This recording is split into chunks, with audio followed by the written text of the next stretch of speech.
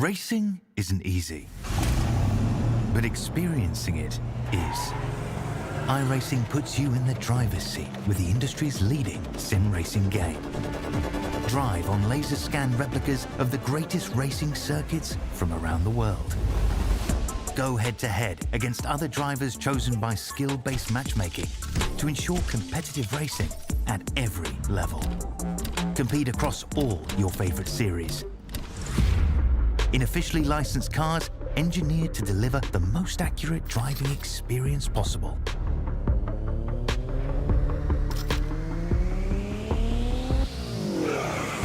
Join a race or host your own with players from across the globe. Race against the computer or in a league with friends. Feel the thrill behind the wheel. Visit iRacing.com.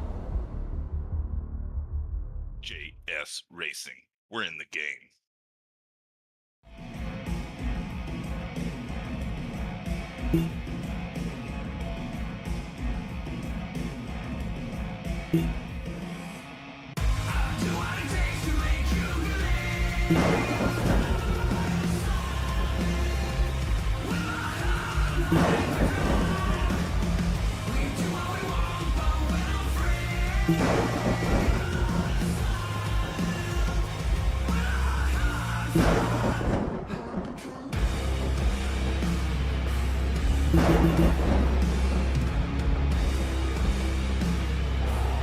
Gentlemen, start your engine!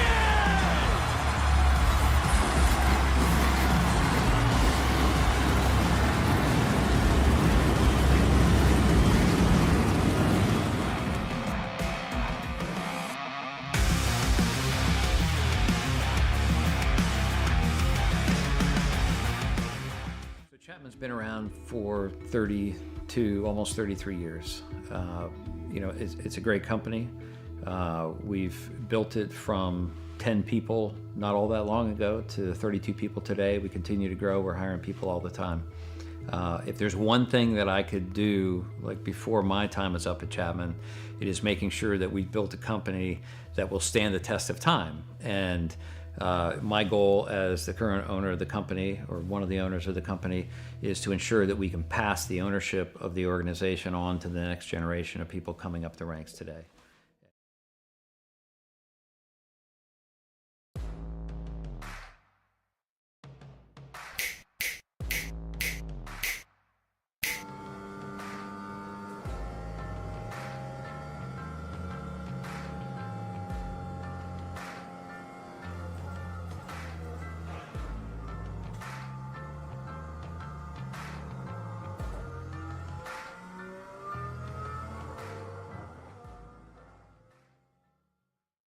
One area of our business where we impact the local communities pretty heavily is the school systems.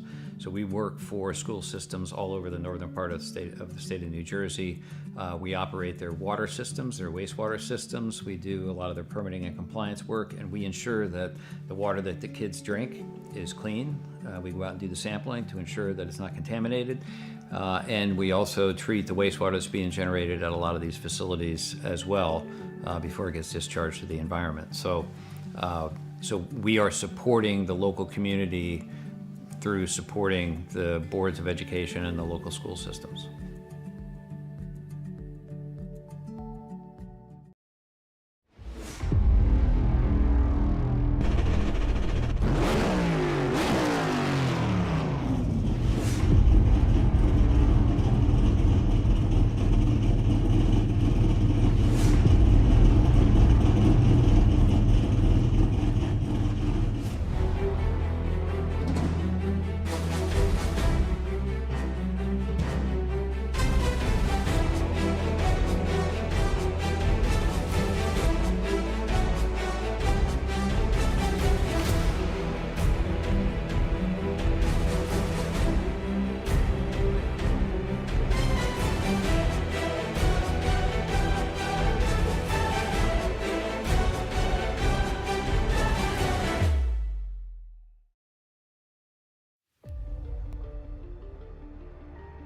Well, we started it last week at Darlington, and we're going to continue it. The egg-shaped ovals out here in Missouri. Gateway Worldwide Technologies Raceway will be the venue for race number 2 of the round of 16.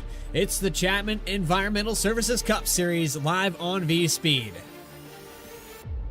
Welcome in, everyone. I'm your host, Bradley Cooper, alongside Alex Gagnon. And Alex, for the life of me, I still can't say your last name right, but I can get this right. We have 16 drivers in the playoffs.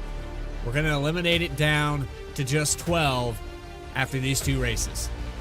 I think you need to give yourself a little bit of credit. You've been getting it right the past few weeks. That sounded good to me. And to that point, the playoffs so far, they've been interesting. You see on the right side of your screen how things are shaping up. Matthew Robinson got the win 2 weeks ago to get in. Apologies. The playoff grid on your screen here, and there's a lot of guys who definitely are not safe yet. Is all I'll say. There's definitely a lot of points to be gained or earned around that cut line from, say, Trevor Keith, Rob Rader, all the way back down to Michael Reed.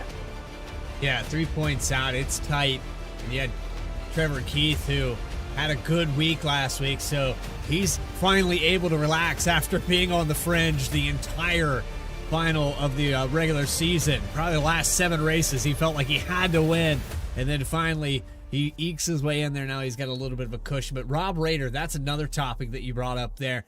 He only had 1 win in the regular season. This time last year, we were talking about multiple wins. What does it take for him to advance to the next round? It really is just a matter of finding some sort of consistency that he really has not had this year, uncharacteristically. The 53 has been real patchy through the early and middle part of the season. Had some good speed last week at Darlington, got caught up in some incidents late, but we'll see if he's able to keep that momentum rolling here into Gateway here tonight. Race analysis up on your screen. 120 laps, 45-mile-per-hour pit road speed limit. Tire sets at 6. That's 5 out on the pits and 2 green-white checkered attempts. Stage at lap 23. But they're flying right along here tonight with only 23 cars, and Carter Lynn's trying to get back into the session. Doesn't look like he made it back in. But we're going to get the grid up on the screen. And starting on the top spot, you're talking about consistency. Well, he starts on the pole tonight, 32, 7, 8, and 9. Rob Rader with the Coastal Financial Pole Award. He'll start alongside Dakota Floyd, who almost got the win last week, just shy of it. Next row is going to belong to Jeremy Burns, Tyler Harrison. Great finish for him. Podium finish last week. And there's Michael Call, Travis Gilbert in row number 3. We'll keep cycling these drivers as we go through. Pace car is off. We have 23 cars live here tonight for race number 2 of the round of 16. Chapman Cup Series is live and racing from Gateway.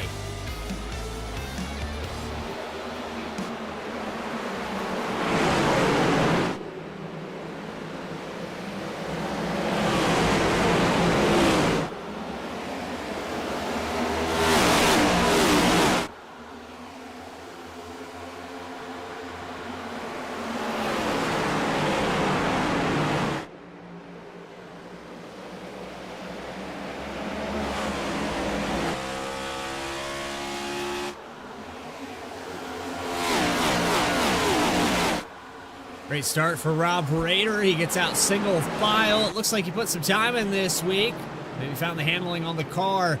But this is one of those more technical racetracks. You go to intermediate ovals. You go to places like New Hampshire or, the flat tracks. Dover would be another track that you would put in that technicality. It's oval-style racing, but it's unique to itself. It's not like Charlotte. It's not like Atlanta, Texas, Chicagoland, where you have steep progressive banking and a lot of room to pass. It is a very narrow racetrack. Everyone's really going to be fighting their way down to the bottom. Kind of like a slightly larger, slightly faster sort of New Hampshire situation. Although the track layout also a little similar to Darlington, where turns 1 and 2 and turns 3 and 4 not identical. Unlike a lot of tracks that have a pretty similar ends of the racetrack. On board right now with the 22 of Travis Gilbert up in the 4th position. Winner last week at Darlington. He's the only driver who has his ticket punched to the round of 12 so far. So far, about a second and a half back of race leader Rob Rader, who got off really well here. He is really stretching this gap up front.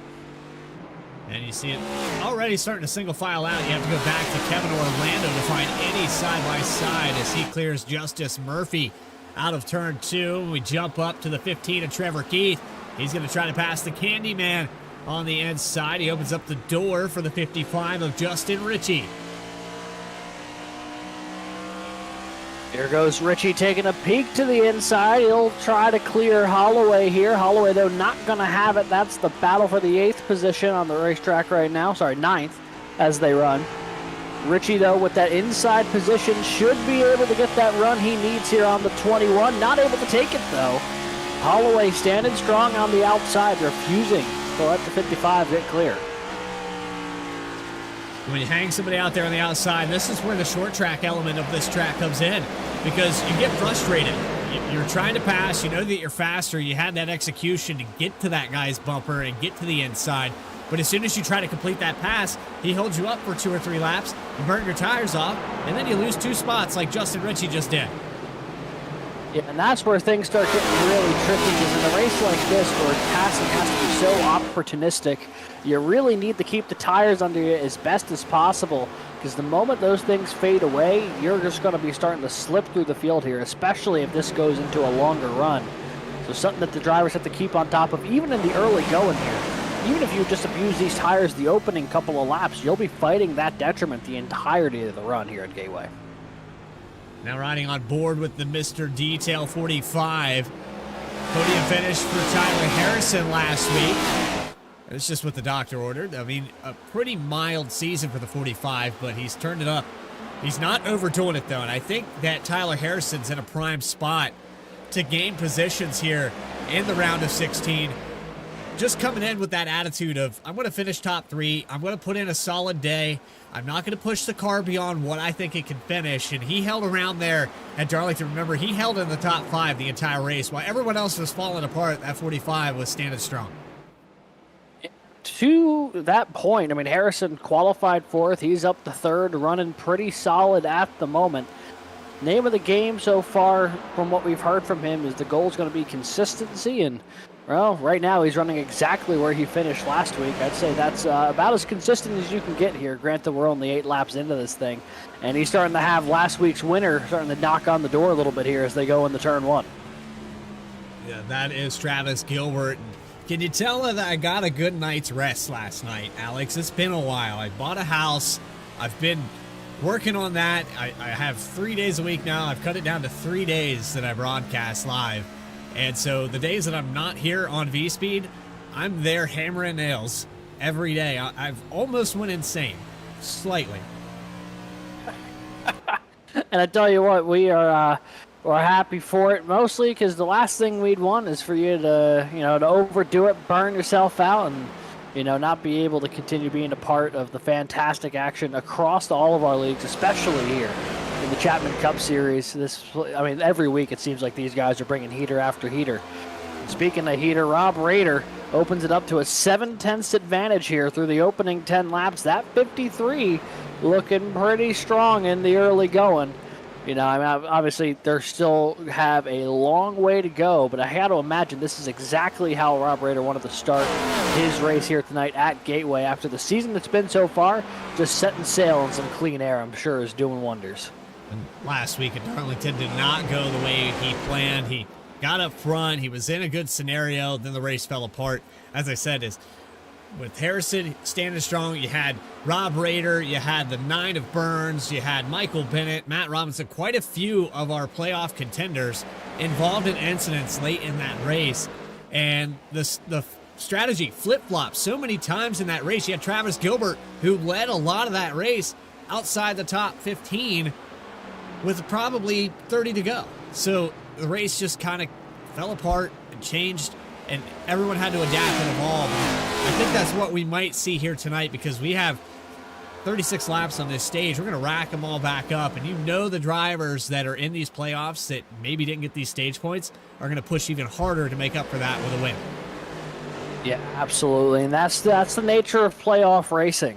It's a weird blend of win and you're in, but also with how short each round is, you got to be consistent, because one bad race could absolutely kill your chances as we see the 55 of Justin Ritchie is just dropping through the running order here. He is down now outside the top 10, barely inside the top 15. Let's see if we can see what happened to the 55 here. He gets tangled up with Kevin Orlando Jr. just a little bit coming off of 4. That put John Fike in the 35 of Picklesheimer. They almost went 4 wide there. Chapman Cup Services, Environmental Services replay there. 55 of Ritchie, playoff contender as well. But it seems like that success he had early in the season, that star is kind of burned out. Yeah, and this is the tough part. You know, it's tough to be consistent over the course of the season. We know the 55 has had speed at times this year. It's just a situation of how do you string it all together. Had a pretty good run last week at Darlington, brought it home in 6th place after the way that one ended. He was able to get himself a solid top 10 run, which is exactly what he needs to do to advance to the round of 12. But right now, not finding the same success he did last week. He is hurting for track position here before we get to the stage break in about 8 laps. Well, I want to take a moment to go back on another replay because it was the same scenario for Kyle Stewart that the 55 of Ritchie had just went through. Watch this. Kevin Orlando was the car that was being passed the last time we watched. And right here, the 10 just sends it into the corner, doesn't even try to stay to the inside of Orlando. Yeah, just absolutely sent it in there. And I'm sure the 27 trying to keep an eye on that as well. He's gotten back around Kyle Stewart. Parker Johnston in on the scene as well.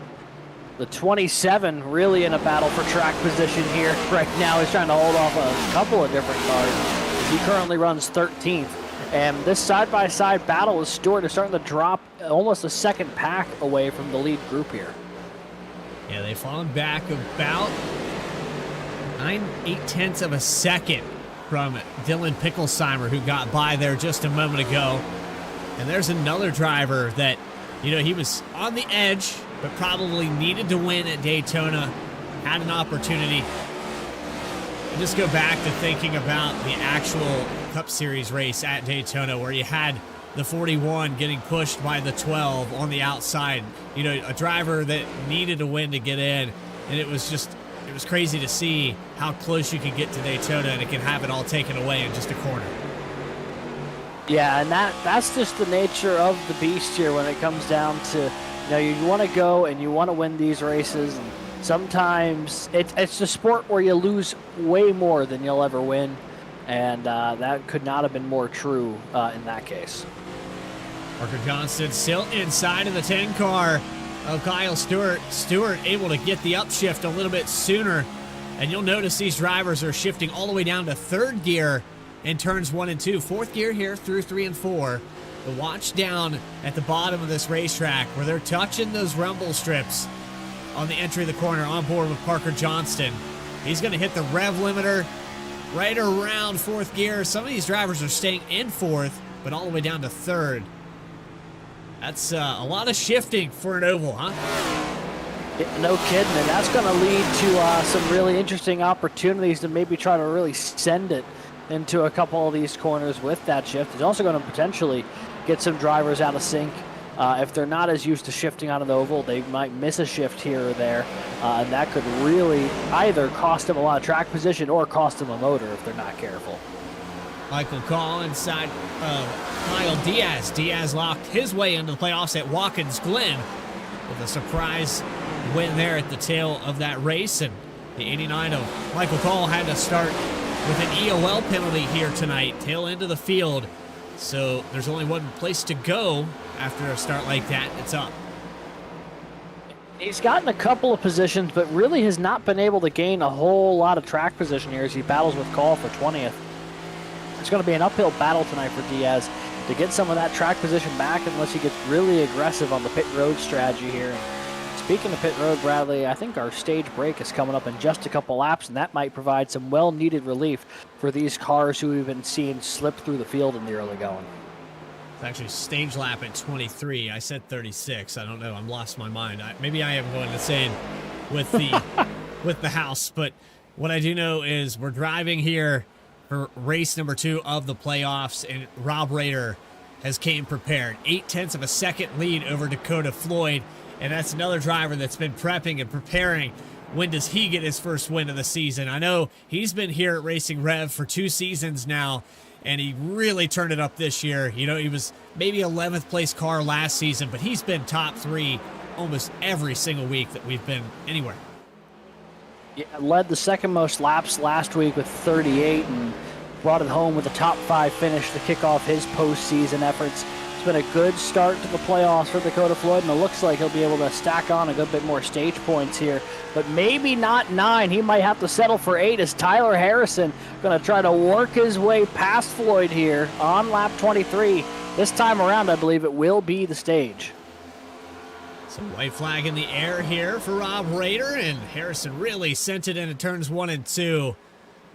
But it looks like Rob Rader's going to hold on by half a second. At least off of turn 4. Rob Rader is going to claim stage number 1. As the top 10 make their way across the line, that should bring out our first yellow of the night. There it is. So Rob Rader, Dakota Floyd, Tyler Harrison, Travis Gilbert, and Jeremy Burns in the top 5, all playoff drivers getting stage points. Michael Bennett, P6. Good, strong start to the 14 night here tonight. Trevor Keith, Matt Robinson, Justice Murphy, other playoff drivers getting some stage points there. And, of course, Daniel Holloway with a 9th place run in the opening little bit here. Good start for the 21 as well. So a lot of drivers that are in these playoffs that have really put it all together so far this race.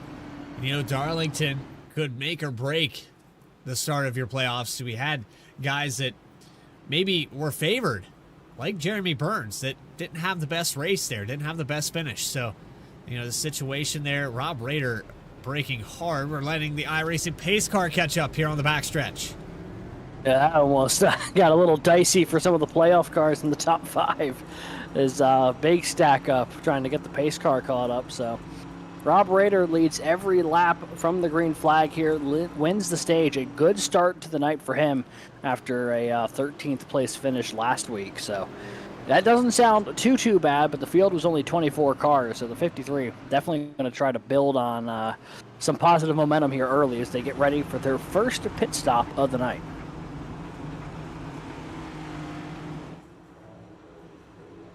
So everyone, I would suspect, is going to come down and would not take a gamble here. Just the all 23 cars that made this grid here tonight coming down pit road. Rob Rader leading them into that first pit stall. And so it begins. First round of pit stops. 4 tires will most likely be the call for all of these cars, but don't count out Travis Gilbert. He would absolutely gamble on 2, and it looks like he did just now. Yeah, and Dakota Floyd beats him out. Floyd beat him out of the pit box there. 57 gonna jump up. So is the 22, and I think Rob Rader may have got relegated to 4th there. He was in a dead heat with another car coming off of pit road. I want to say it might have been John Fike, although I gotta go back and take a look here. Now it looks like Gilbert was able to get the edge just barely. We're going to watch this from our pit lane. Watch that white line. That is the exit cone. So whoever gets to that white line first has the timing position. And there's Floyd by a nose. Here comes Fike on the outside, and man, was that close. Yeah, that's what I was seeing as we were watching that battle off. I misattributed it to Travis Gilbert. It was Rob Rader and John Fike in that battle for 3rd. Rader just got the edge there, so he'll be able to restart on the inside.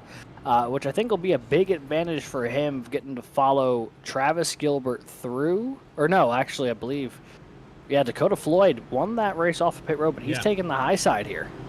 Going to start on the outside in the 57, and I think Floyd has been studying what Travis Gilbert's been doing these past weeks at these flatter tracks. 2 tires seems to be working, and a lot of drivers that we've talked to saying that the left sides are wearing faster than the right sides because of the way this car is set up. So, you know, take this gamble. I don't see anything wrong with it, but at the same side of things, if this race doesn't go green, some of these drivers that didn't just do that, like Rob Rader back, they're going to try it later on to get the track position out of pit road. I just don't know when the right time is for that. Travis Gilbert's kind of perfected it, but for the 57 of Dakota Floyd, it seems like every time he tries something different, it backfires, and I hope that's not the case tonight. Well, we get to see a battle of equal stuff here as they both took 2, I believe, on that last pit stop. Here we go. It'll be Travis Gilbert on the inside, Dakota Floyd on the outside. Green flags back in the air. We're racing at Gateway. Stage number 2 underway, and it's going to be chaos into turn 1. Looks like maybe some 3 wide. Harrison thought about it in the 45. A lot of 3 wide. They sorted out quickly. Not done yet. There's Fike in the middle. No, that's Robinson. I take that back. 55.89. Michael Call on the move here. Offset back here with the 15 and Trevor Keith. Not exactly sure what went wrong for the 15 on pit road, but he had about an extra 0.3 of a second compared to everybody else in the stall. A 14.8 on his pit stop. It was Daniel Holloway that had the worst pit at 15. That's really tough because he had finished that stage in the top 10. As Parker Johnston really washed up the track there going into 3. Don't know if he had any help or if he just missed the corner. Either way, he's going to lose a couple of spots. And now he is battling even further back. He's battling with Trevor Keith for 15th now. He was a little bit later on the brakes, it looked like. He was trail braking a little less than everyone in front of him. Almost got into the back of Trevor Fourchette, Keith. I think, brushed the wall there. 19. I think he stepped out a little bit there. Yeah, I think you're right, and I think that almost stacked up a couple more drivers behind him. Because he got real hot and heavy coming off of turn 2. Yeah, he definitely tagged it. He was following the 89 there. When it sorts itself out, we stay green, and Dakota Floyd showing that 2 tires can work. Travis Gilbert loses a spot to Rob Rader. So Rader on 4 tires, but he's not catching up to Floyd, and that proves that clean air is king so far at Gateway. Yeah, I mean, that's not something that we're overly shocked by, I think, with these next-gen cars and how important it is to have clean air on the nose of the race cars, especially in getting that car to rotate through the corner. However, on the 4 tires here, I think Rob Rader, over the course of the long run, might be able to start reeling in Floyd if he's consistent in how he's hitting his lines, but he also needs to find a way to get on a slightly different line than the 57 if he can help it. Get a little different look, get some clean air on the nose of that car. Took a wider entrance there in the 3 and 4, doing just that. And now reeling him in about a half tenth that last time around, so starting to get a little bit. Actually had a really strong run down the front straightaway, cut off about 0.2.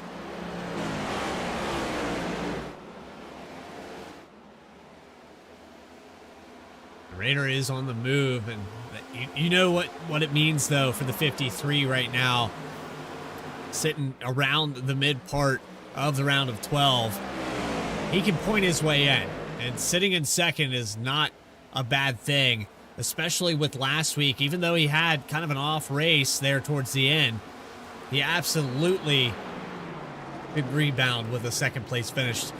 A win, though, I don't know. I don't know who deserves it more. Does Rob Rader deserve it because of the horrible, comparatively, the horrible regular season that he had? Or does Dakota Floyd deserve it more because he stuck these things out and finished, on a podium 6 or 7 different times this season? He's been up in the top 3. I think the answer to that question is whoever's got the speed to go and take it here tonight. I think either one of them would be a fitting winner, but we got to let these two duke it out amongst themselves, and let's not forget that 45 lurking just behind him as well. That's a driver who's hungry to get the victory lane as well this season, so everyone in the podium spots right now, their season could really take a bump up here with a win. As we take a look here, that's Jeremy Burns, Kyle Diaz, Combined 11 wins between these two drivers, right now battling for the 14th position on the racetrack. A little bit of an off day here for Jeremy Burns, riding in 15th. And with what we talked to him about there, I'd actually had a chance to talk to him between weeks here. He said, you know, Gateway's one of those racetracks that he doesn't normally perform well. He can get top 10s, maybe squeak out a top 5, but he knows what his capabilities are here, and he's not going to push the car harder than it needs pushed. It's just one of those racetracks that he hasn't had a lot of time on, and so it's kind of showing here tonight. Don't panic, though. If you are a Jeremy Burns fan, he will hypnotize you, absolutely hypnotize you, and tell you, hey, I'm going to run around 10th, 15th position, and then with 15 to go, he's got a chance to win the race. We've seen him do that a couple times here this season, and I have a feeling that he might be trying to cook up one of those as well. There's a lot of race left, and whenever you get multiple cycles of pit stops still on the way, that's where things really tend to favor the 9. He just seems to be so good at getting through the pit cycles effectively and gaining track position that way, in addition to making moves on the racetrack. Change for the lead. Floyd loses it to Rader. And I think the 2 tires are starting to show a little bit here. It's not as effective as it was the last time we saw it in Iowa. Harrison got around Gilbert as well. Floyd doing a little bit better than the 22 here with the 2 tires, a little bit further ahead, but that was the clean air allowing him to pull away. He might be better off to let this 45 car by instead of contesting him, because then he's going to be on an equal playing field with Gilbert, who I think is a little bit faster.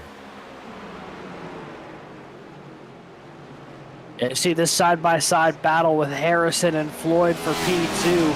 45 trying to make something happen on the inside here. Not able to get it done off of turn 2, but it looks like Harrison's got a little bit more speed right now. So it's just a matter of when he's able to complete that pass. Obviously, Dakota Floyd not just going to hand him that position, though, because when you're on the 2-tire strategy, you're not really able to make a ton of passes, so you got to hold on the track position with all you got. And that's what we're seeing here in this battle right now. Harrison diving to the inside again through 1 and 2, the tighter part of this racetrack. They're going to be door-to-door again off the exit. Like I said, it's allowing the 22 of Gilbert to reel these guys in. Every lap that goes by, Gilbert is about 0.2 faster.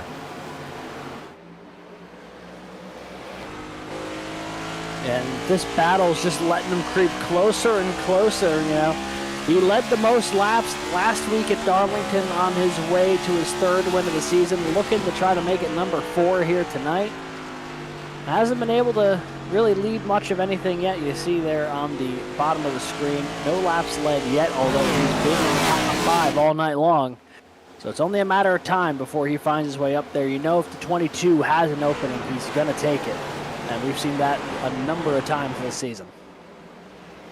So Rader out to a 0.7 of a second lead. 41 laps completed. And the vast majority of those, 31 of them now, go to Rob Rader. Second race of the playoffs in the round of 16. We're going to step aside here on V-Speed. We've been talking now for about 40 minutes. We're going to take a little break and rest our voices. You are watching the Chapman Cup Series. We'll take you side by side here. Don't go anywhere. More coverage continues here on V-Speed.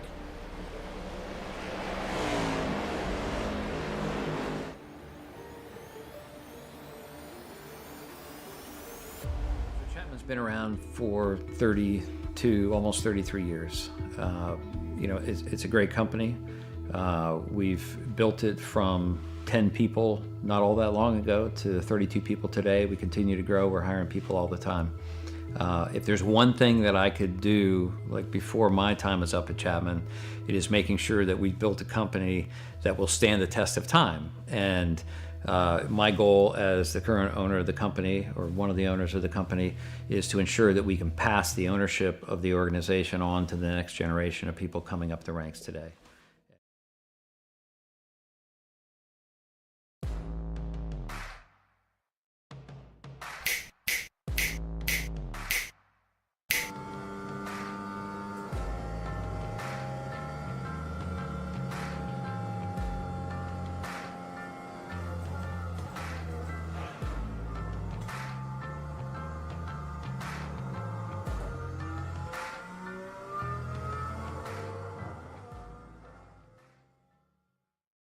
One area of our business where we impact the local communities pretty heavily is the school systems.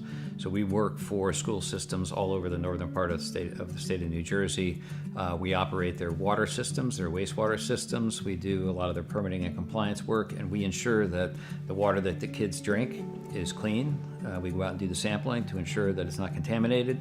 And we also treat the wastewater that's being generated at a lot of these facilities as well before it gets discharged to the environment. So we are supporting the local community through supporting the boards of education and the local school systems. All About Bugs Tennessee Pest and Termite Control is all about family too. Our family-owned business has successfully been in operation in Sevierville and surrounding areas for almost a decade.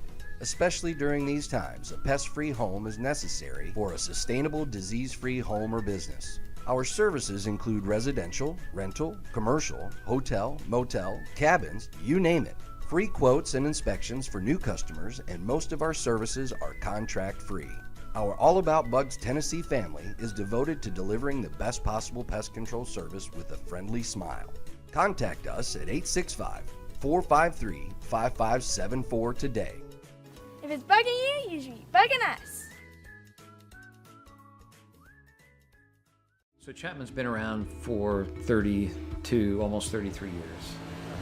Welcome back here to the Chapman Environmental Services Cup Series playoff race number 2. You are riding on board with John Fike, who is up 11 positions to 5th. Solid day for the 65. Justin Ritchie just behind him up 3 positions. And then you have the All About Bugs number 12 side by side. Coming off of turn 2. Almost got by the 55, just couldn't get that exit. But Justice Murphy, another one of those drivers outside looking in here for the playoffs. Yeah, Justice Murphy, you know, he's trying to put something together. He's also just trying to rebound from a rough week last week at Darlington.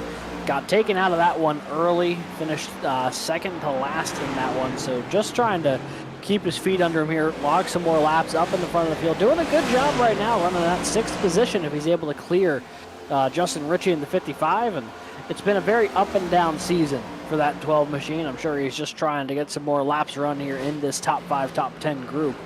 Doing a good job of it right now, but you know, he's had a lot of bad luck this year, and hopefully that did not follow him here to St. Louis.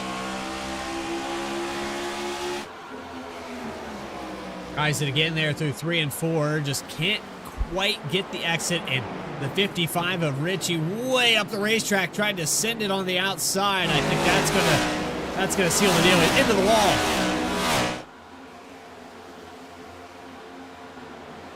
It was a hard hit there. Yeah, it was.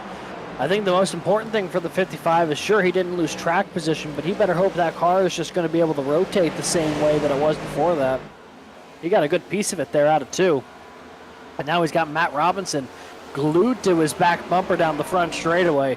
Not going to be long before the 11 thinks about trying to jump out of line here. Elected against it this time out of the racetrack, but I'd imagine he's going to try to set something up for 3 and 4. Or forget me, he might be trying to do it right out of 2 here. Got to the inside, not able to do it that time around. Meanwhile, Tyler Harrison has found his way around Dakota Floyd as well. 45 car trying to chase down Rob Rader, and the lead's about 0.7 of a second.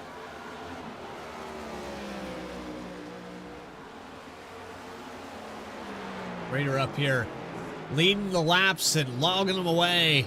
Race has gone by pretty quickly. We're already almost at the halfway mark. Just about 8 laps shy of that. And if you're Rob Rader, this race is going perfect.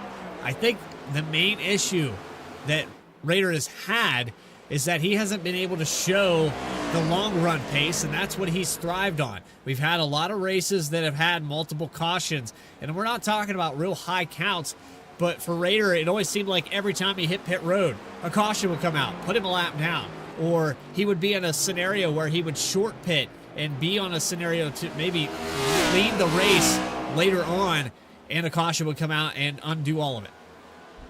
Yeah, that's happened multiple times this season. Finally getting to sort of stretch his legs a little bit here, and has really started to pay some dividends, although Tyler Harrison reeling in the race leader right now. About Yes, he 5/10 of a second, half a second back between those two. The two tire calls have found each other in third and fourth just behind him. Dakota Floyd, Travis Gilbert going to be battling for third here in just a moment. But for Tyler Harrison, what a fantastic past few weeks it's been for him. And now knocking on the door of the race leader is about a 10th and a half faster last time around the racetrack than the race leader. Yeah, it's even closer to 2/10, and this time by he's going to shave even more off. Say another 10th or two for the 45 car. Difficult to judge though because he has a lot higher entry. You can see right there, it's just under a 10th of a second. He's really going to send it into 1 and 2. He has such a late break point compared to Rader that he's getting into the corner so much faster. That's where he's shaving off this time, I think. There's a side effect to that, though, Alex. Take a guess at what it'll be.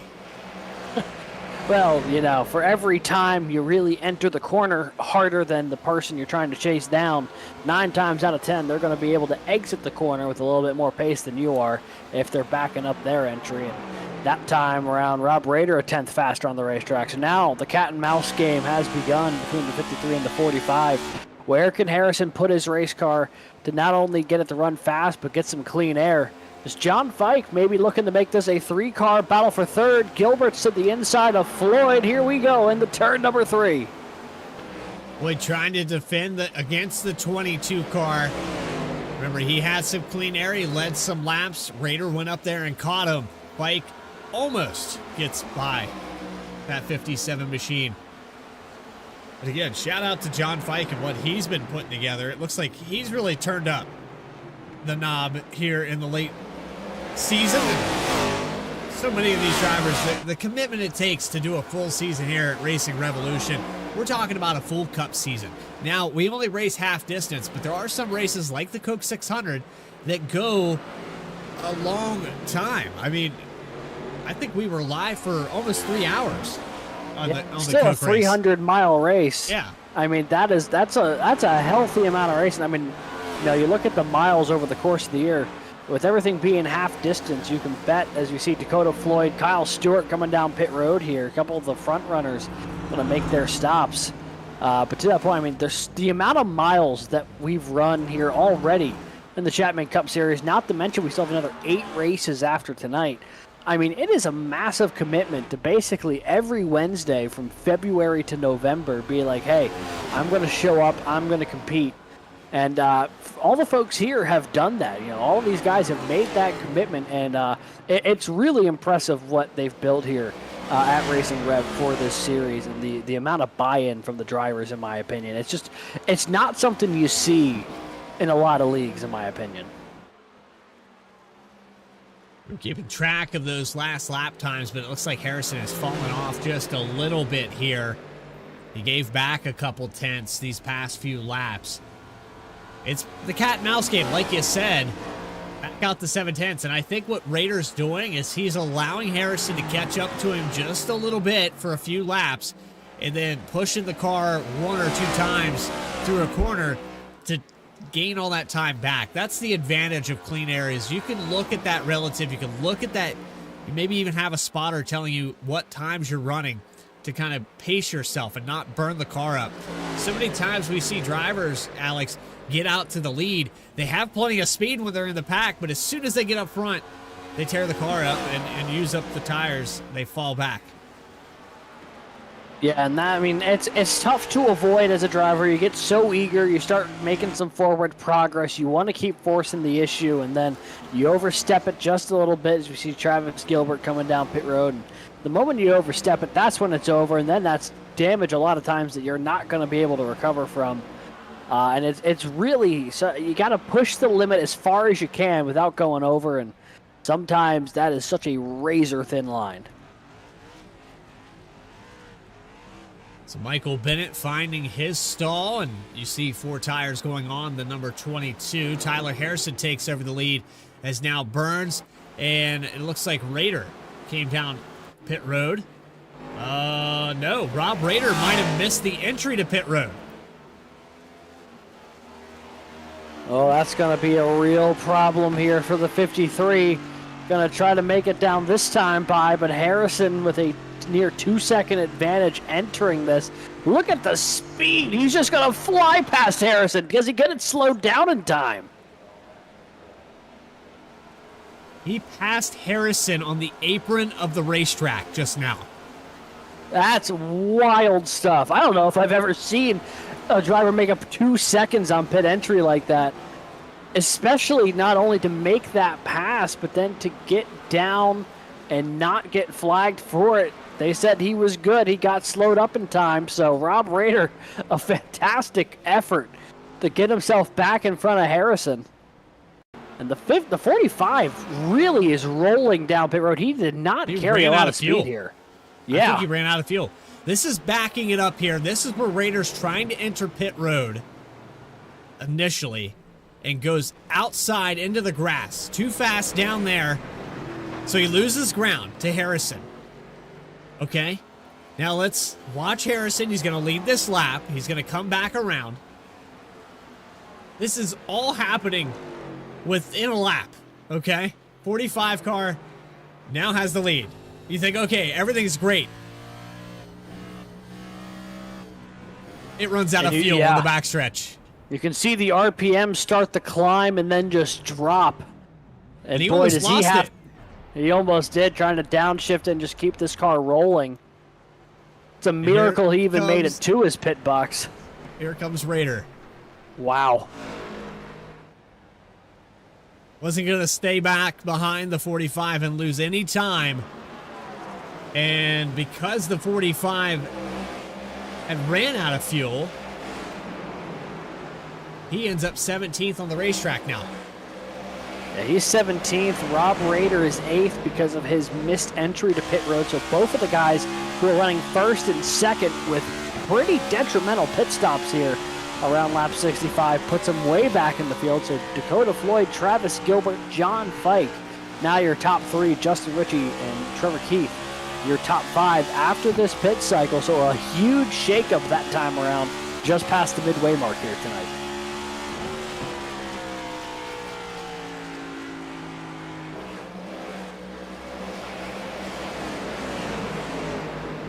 So much going on here in the playoffs that Dakota Floyd and Travis Gilbert end up benefiting the most from all of this. Rob Rader is now 4.5 seconds back, and it's halfway through with Dakota Floyd at the top spot.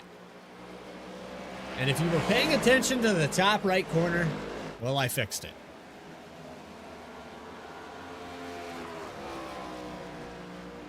You didn't even see it, Alex. You didn't even know. I certainly didn't. Ah, there it is. Yeah. I'll also be entirely honest. The feed on my end cut for about a half second when you were saying that. So I'm like, I don't know entirely what happened. I'm just trusting it wasn't something I needed to be doing.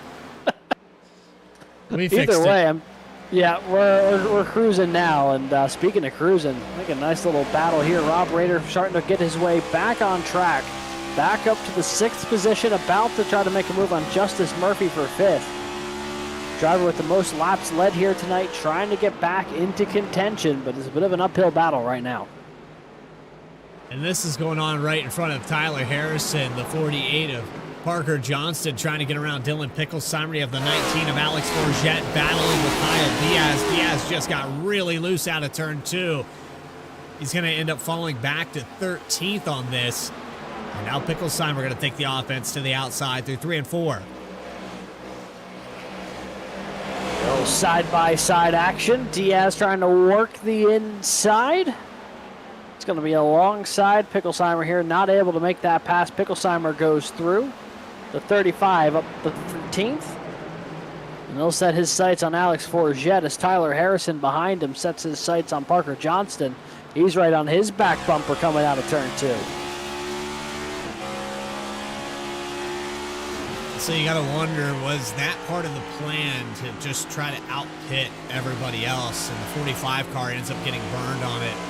He's a 10th short. Just a 10th of a gallon here.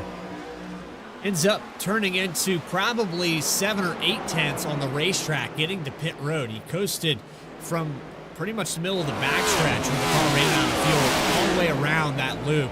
And then he's not able to maintain that 45 mile per hour pit road speed limit. So he comes in at 45 and then slowly you trickle away a mile per hour, probably every 30 or 40 feet. It just, by the end of it, you get to that long pit road. He started all the way up in 4th position. That's a long way to go to get to your stall. That's what I was about to say. The irony of qualifying well here today is it may have just bit him on this strategy. If he had to start at the tail end of the field here tonight, he only would have had to spend, a couple of seconds getting down to his box before he could refuel, but he qualified 4th, so he had to go the length of it to get fuel back in that race car. So he basically did a full half a lap, actually probably about 2/3 of a lap, without fuel in the car and just had to coast it.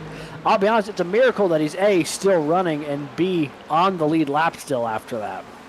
Well, to make up for that time, he chose 2 tires, 10.7 in the box there. And he is making up a little bit of ground, but not as fast as this guy right here that he was in front of before those pit stops happened. Rob Rader is back up to the 4th position. He is chasing down John Fike. He's catching these drivers in the lead by about 3 tenths a lap.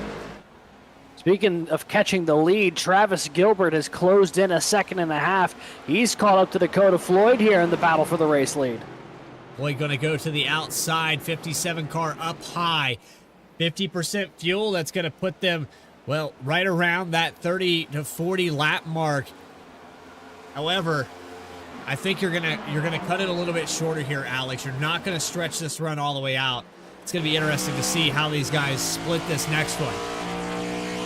Yeah, a lot of these guys came in between laps 60 and 65. As you see Travis Gilbert take the lead here off of 4. He'll lead his first lap of the day, and last week's winner looking to try to go 2 in a row here as he's now got clean air on the nose of that race car. But yeah, pit stops happen around that lap 60 to 65 range, which means probably you can get to about lap 95 or 100, but that means that last little stint is going to be a little bit shorter, so I have a feeling we might see some drivers try to cut this thing in half, maybe come down pit road about 15, 20 laps from now for a nice little 30-lap run to the end. That'd be a pretty even way to split it while making sure there's no fuel concerns like we just saw for the 45. Now, speaking of concerns, I'd be a little concerned if I was John Fike right about now. Rob Rader has reeled him in a hurry, the 53. That's a race car that's on rails tonight, Bradley.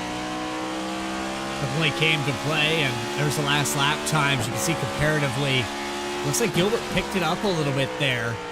The last few times we saw that Rader was faster than the leaders, but they ran identical. The first, 3rd, and 4th ran the exact, and also Matt Robinson a 7-second lap. I wonder if that was something with pit road or something. I don't know. There we go. It corrected itself. The matrix corrected itself. I was looking, I was like, whoa, all right. Keep an eye on the alarm. Oh, contact! Oh, and Rob Rader's going with him. Both of these guys spinning from 3rd and 4th. Rob Rader got a piece of John Fike coming out of turn 2, and they are not happy about it. And he gives him the fish whip coming back straight. I don't know if he blames Fike for that, but they were tight coming off of turn 2. I don't think anyone was to blame. It was just close racing. I tell you what, if that is not the theme of both of these drivers' seasons, having a good run, then something happens to them when they're in prime position. Take a look here on the replay. Rader gets to the inside of Fike, and yeah, just tags him coming out of turn 2. I don't really know if there's another way to take a look at that. I mean, that's just... Unless the 65 wasn't getting up to the wall as fast as the 53, but it really does seem like Rader just got up and tagged the left rear. Well, let's go on board in the gyro camera. See Rob Rader's point of view.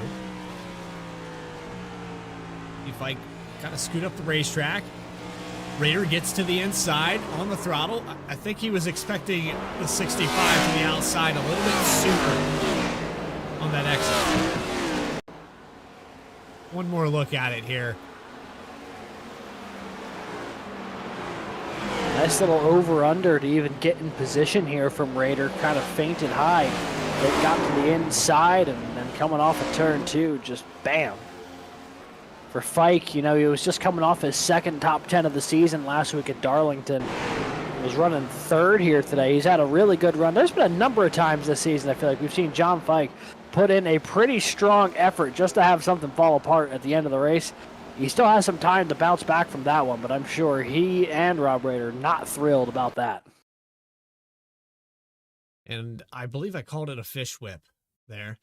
I believe you did. And honestly, even if that's not the name for it, I hope it is, because that felt very fitting. Rader now getting 4 tires, and everybody else floods past him on pit road. Oh, and look who he comes out of pit road with. Would it The be a 65, which is the first car in front of him coming off of pit road.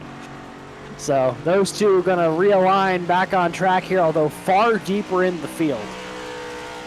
When this thing gets going green again, we'll have just over 40 laps. Also want to give a shout out here to Carter Linz, who was able to join the session around the stage break tonight. So he is on the track. He is 26 laps down from missing the first 26 laps of the race, but he's still in and trucking, trying to get some points just to continue to try to advance to the round of 12 here tonight. Now, I'm looking at this replay here. Alex, help me out.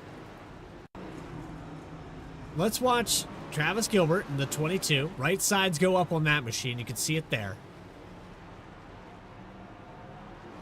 Harrison's car only had the left sides go up. Now, how many times have we seen that this season? I can pretty confidently say, I don't know the last time I've seen someone take left sides only. That's going to be really interesting to see if that car still has the pace it had earlier.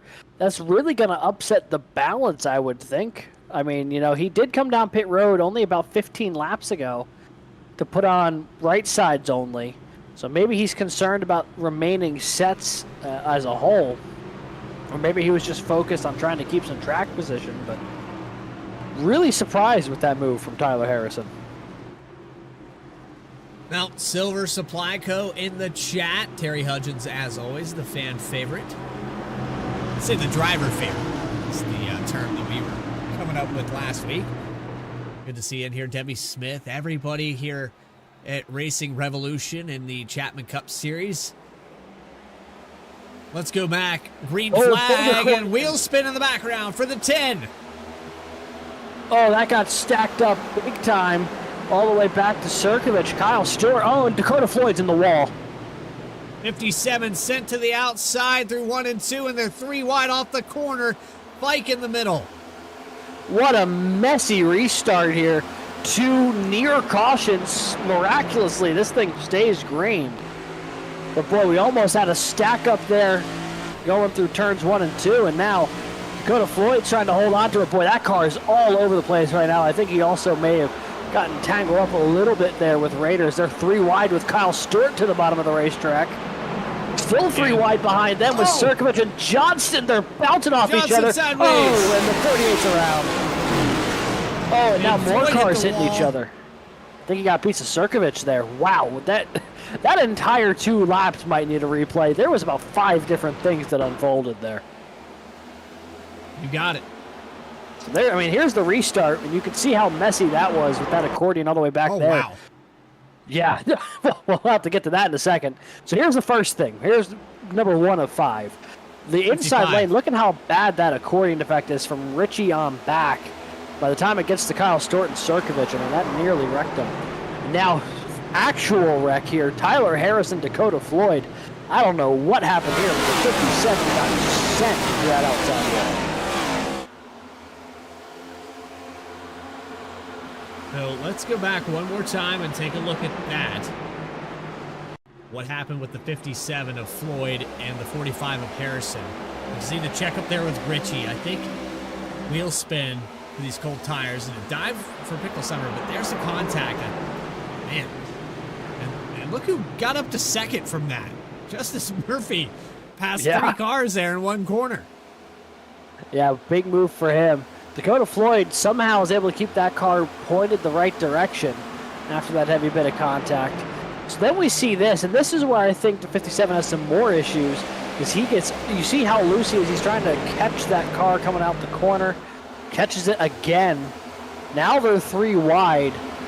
And then as Kyle Stewart falls back, they get 3 wide here with Johnston in the middle with Sirkovich up high. And this is what eventually brings out the yellow as Johnston and Stewart get together. I think Floyd maybe got tagged again there. I think by Sirkovich, yeah. I think the 57 may have had another issue coming out of 2.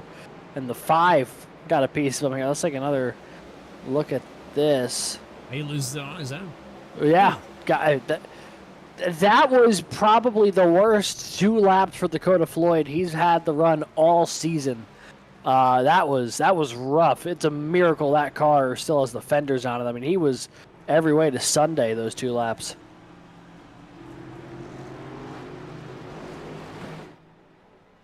Well, it's getting a little dicey here, but Travis Gilbert looking to go 2 in a row on the egg-shaped ovals.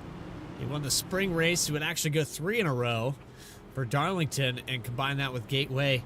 But we have a lot of racing left to be done here tonight. Chapman Cup Series live on V-Speed. We'll be going green in just a moment on lap 85. Back with more of the playoffs right after this.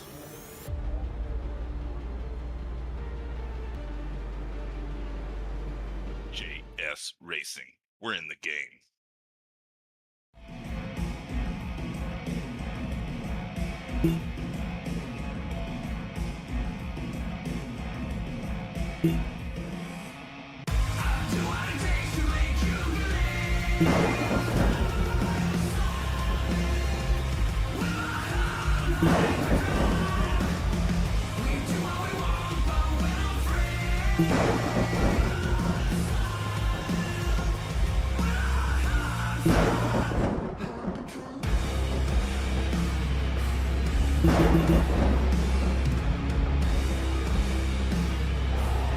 Gentlemen, start your engine!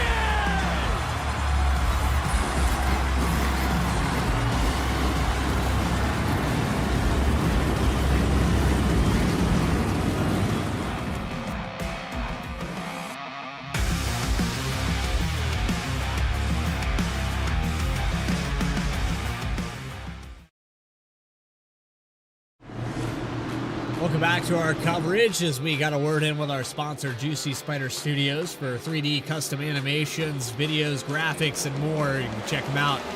Link in the description. Travis Gilbert now has the lead, and we were just talking about it here in that little off moment. Look who is creeping into the top 5 here on this restart. Now as we're 3 wide going into 1 and 2. Oh, this is going to get dicey. Picklesheimer forces his way through on the middle. Tyler Harrison going to lose some track position, but Picklesheimer is up to 3rd. Look at him go here. He's got Trevor Keith in tow. They're chasing Justice Murphy. 3 wide for 7th. Justin Ritchie trying to work the inside of Fike, and that's Harrison up high. The chaos continues. Here's the 11 almost making some contact there with the 45. And there's still 3 wide through 1 and 2. Fike trying to throttle out. 45 of Harrison just off the wall, and the caution's out. It looks like Rob Rader and the 66 of Lenz, who's 19 laps down, make contact. He's not only 19 laps down, he's 19 laps down from the next closest car on the racetrack. He is 26 down from the race leader. But with Jacob Sirkovich now being scored out of the race, that was another potential position here that the 66 was going to be able to grab. What happened here? Rader slides through there, takes that spot away from Turner. Looks to get by Dakota Floyd. And going into 1 and 2 here.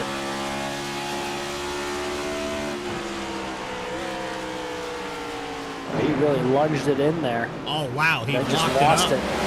Yeah. Things go from bad to worse. Yeah. And a night that was starting off really promising for the 53 now might end up being a potential killer of his chances to try to make the round of 12 here.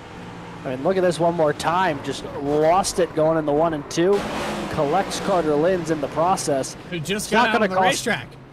Yeah, it's not going to cost Linz any positions here. It might just cost him his chance at getting by Jacob Sirkovich, who's being scored off the racetrack now for one extra point. But yeah, that's a tough break for the 53. Yeah, so Linz is gone. So now it's our second DNF, so he will officially be scored 24th here tonight, but got enough in to at least get some points for the race here tonight. A gutsy effort, even if it will not be particularly fruitful. So 9 out of the top 10 stay out now.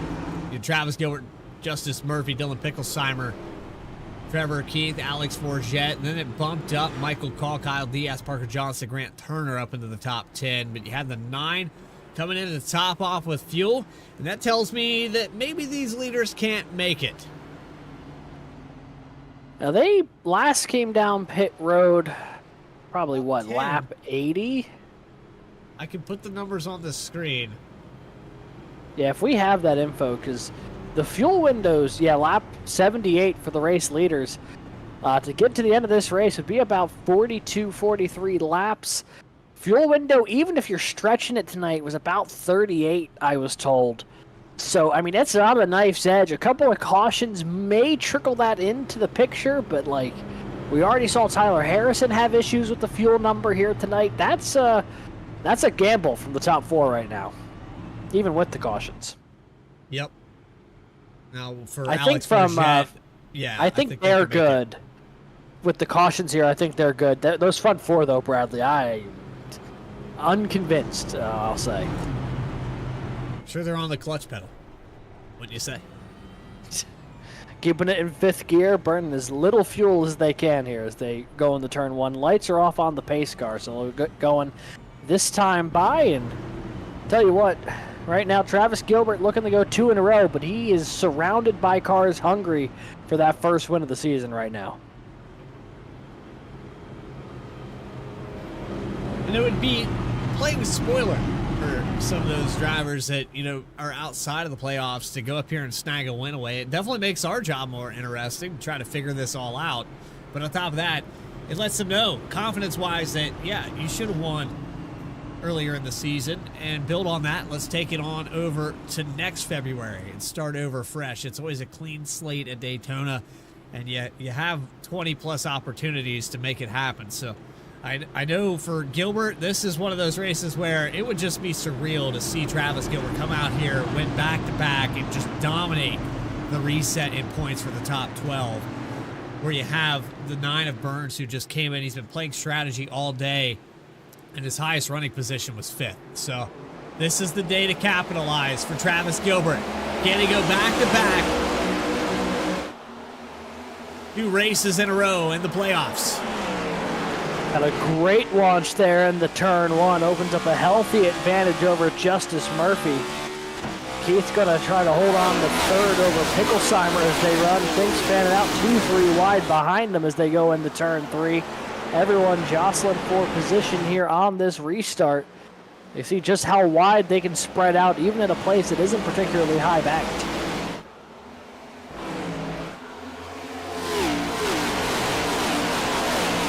There's the 27.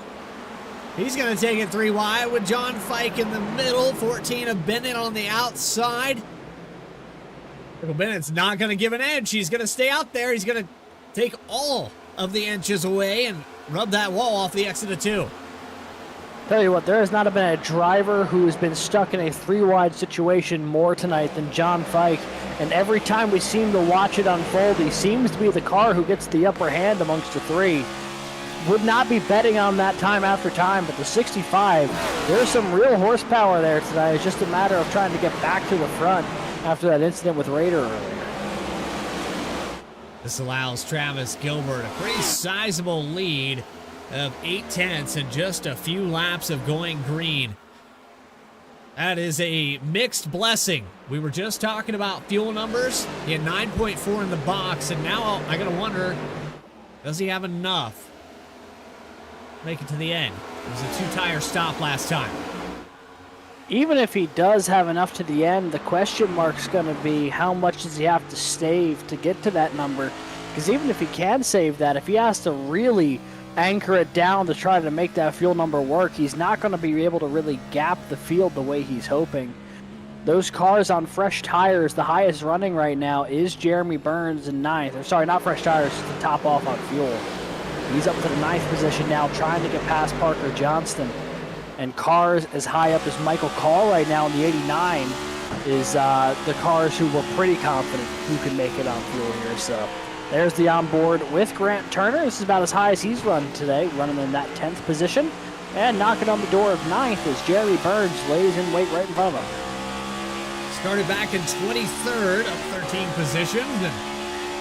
And, Grant stayed outside the top 10 for a lot of this race, but you got 25 to go. Now's the time to do it. And he's on the back end of your points leader coming out of 4. I think he just had a bit of a moment there going into 3.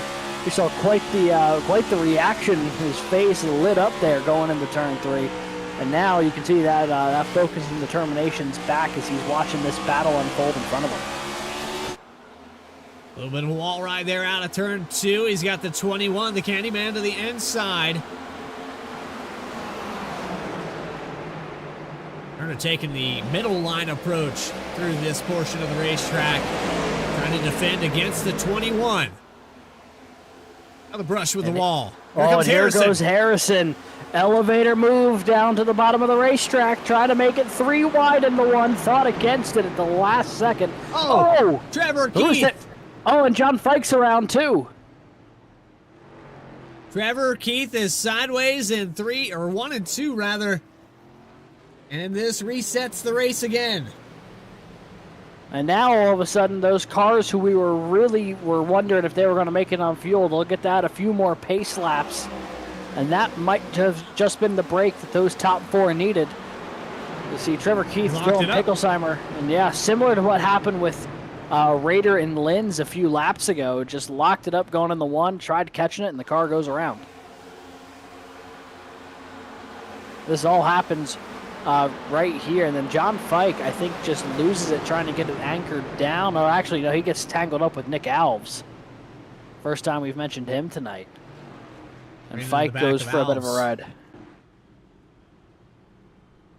Oh, man. It's just, it's one of those, I thought this race was going to be caution-free, if I'm going to be honest with you, Alex. We started off the first stage. It was really quiet. Everybody spread out. The racing was pretty cordial. I think we saw side-by-side battles for maybe 3 laps, and then everybody was quiet. Pass here and there for the top 10. It was quiet. Yeah, everyone kind of got settled in. They found their rhythm. We went the first, I want to say about 50-odd some laps, clean and green with the exception of the scheduled stage. And the past about 30 or 40 laps has really been a bit of a war of attrition. And right now leading that group is Travis Gilbert, who has done everything in his power tonight to not be giving up track position. Doesn't matter what fuel strategy he's had to dial up. He has refused to give any track position back that he doesn't need to give up. And he'll hold on to that lead spot for now. Rob Rader with the free pass. I think that may get him back on the lead lap here. Yep, he will be free pass position this time.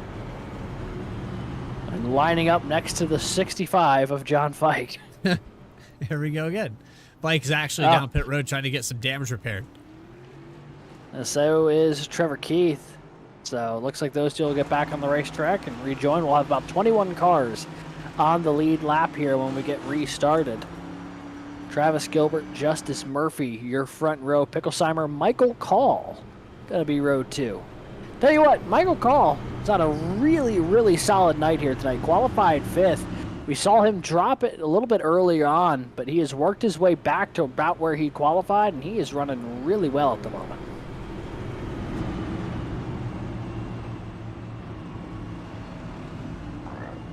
So what I have to wonder, though, here is where is the 91 of Michael Reed tonight?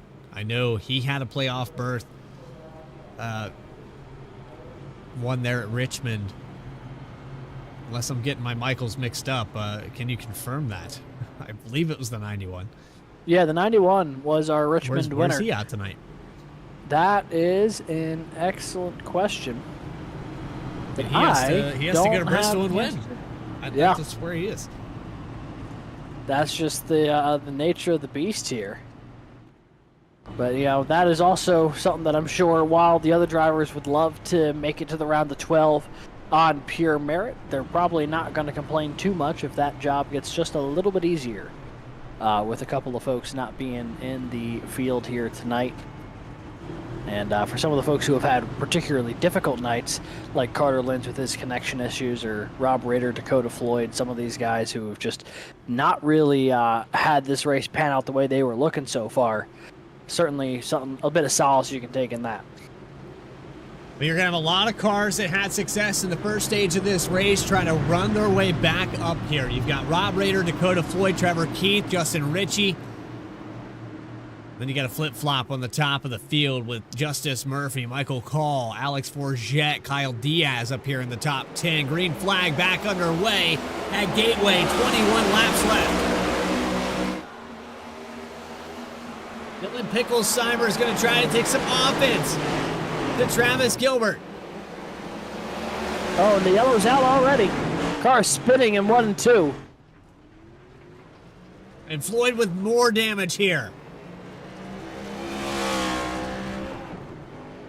And I don't believe he was the only car involved in that one. There's a couple cars around. Justin Ritchie, Michael Bennett in there as well. Ritchie actually, I think, may have been the first one to go around here. Heavy check up there on the inside, and Bennett just comes across the nose to 55. I mean, there's no other way to put that. He just came down on him. Yeah, and the 14, he was already pretty sideways when the two of them made contact. I'd love to see exactly what happened to Bennett here. Yeah, he was already a little loose and then just comes down the racetrack trying to catch it and just comes clean across the nose of the 55. And jump on board here with Bennett, see it from his perspective as they get on this restart. So into turn 1 is what you want to keep your eye on. I'm not sure if this car just locks up. Yeah, he downshifted to second. Yeah, he went from 4th down to 2nd. Yeah, no That's wonder that muscle car memory. stepped out on him. Yeah. You're so used to from going to 5th to 3rd when these cars are up to full speed, but on the restart it wasn't up to full speed yet. And that's, we talked about that at the very start of this race when we were talking about the shifting in the opening 10 laps, that there is a chance for that to happen here tonight. You might miss a shift here or there, and lo and behold, with less than 20 laps to go, it rears its head. We're going to take another quick break here on V-Speed. You're watching the Chapman Environmental Services Cup Series. We have less than 10 to go, or 20 to go, when we come back for the playoffs. Race number 2. Chapman's been around for 32, almost 33 years. It's a great company. We've built it from 10 people not all that long ago to 32 people today. We continue to grow. We're hiring people all the time. If there's one thing that I could do, like before my time is up at Chapman, it is making sure that we built a company that will stand the test of time. And my goal as the current owner of the company, or one of the owners of the company, is to ensure that we can pass the ownership of the organization on to the next generation of people coming up the ranks today.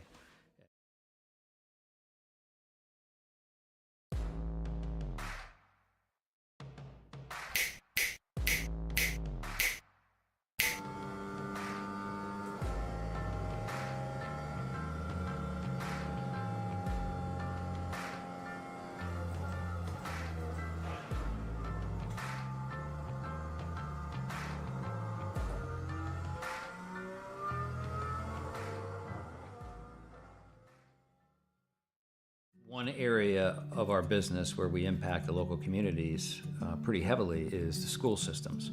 So we work for school systems all over the northern part of the state of New Jersey. We operate their water systems, their wastewater systems. We do a lot of their permitting and compliance work, and we ensure that the water that the kids drink is clean. We go out and do the sampling to ensure that it's not contaminated. And we also treat the wastewater that's being generated at a lot of these facilities as well before it gets discharged to the environment. So we are supporting the local community through supporting the boards of education and the local school systems.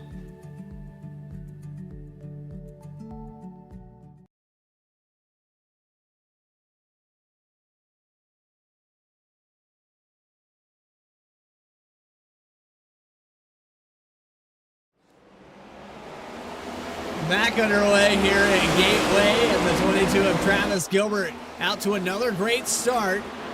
Just under 20 to go. 35 of Picklesheimer didn't have his opportunity there on that last restart. He's got 4 fresh tires. Picklesheimer can absolutely go up here and steal this win away from the 22. And he's going to take a look the long way around here in 3 and 4. Boy, that car got washed up the hill, though.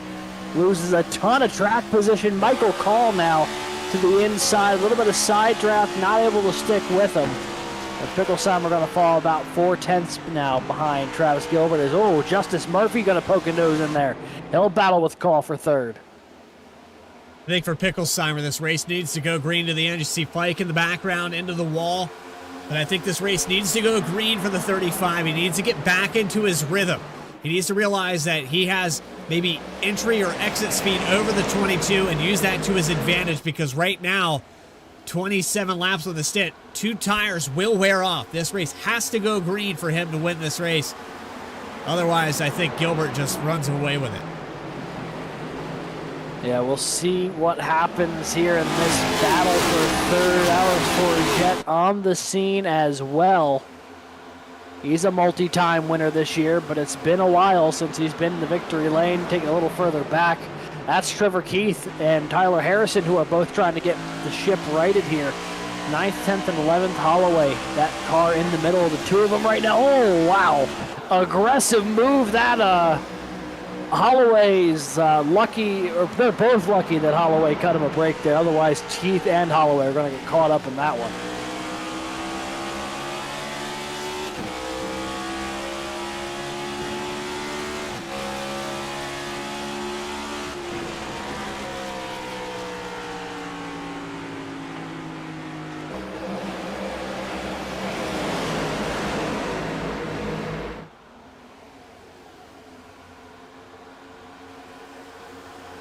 Robinson, Harrison, elbows out. Trevor Keith watching this unfold. You can see he is in it right now, watching this battle go between the two of them. Who's he going to go with? Oh, he really got a piece of Harrison there. Boy, the nose of the 15 is going to be blistered with about 5 or 6 different race cars at the rate he's going right now.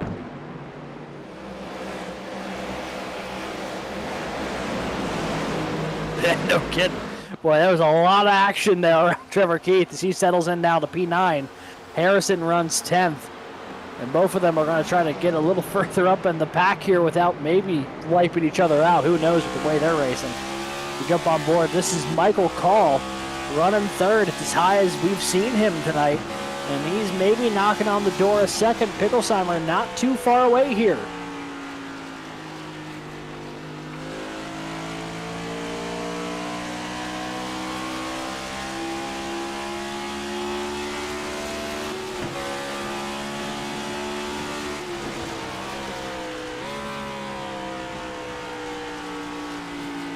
Yeah, the 35 trying to reel him in a little bit.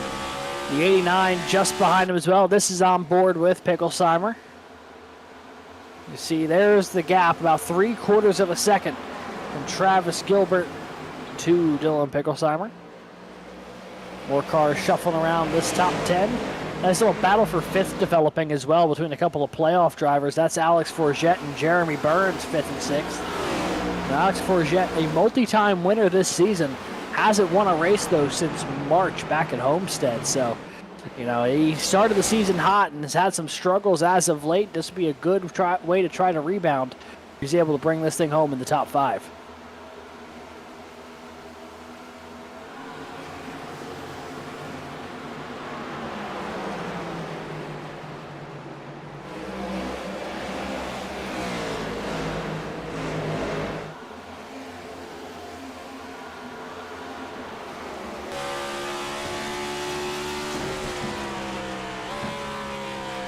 Yeah, he was running really, really well.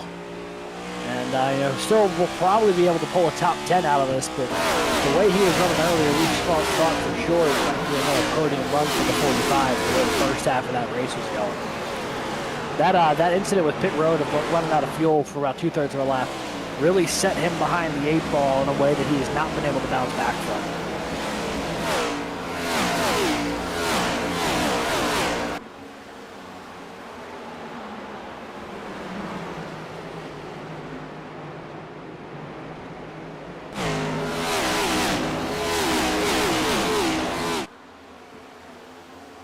Jeremy Burns doing what Jeremy Burns does. At the end of these races, always finds a way to be in the picture.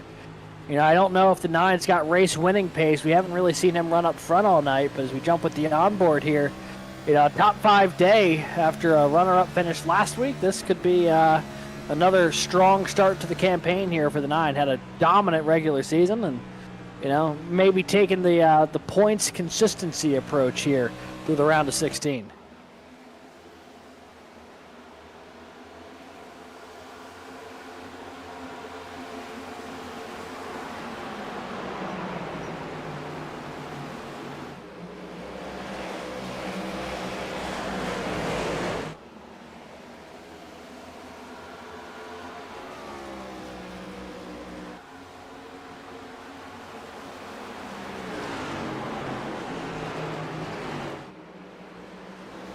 Yeah, that gap, half a second, it's the closest he's been in a little bit of time here.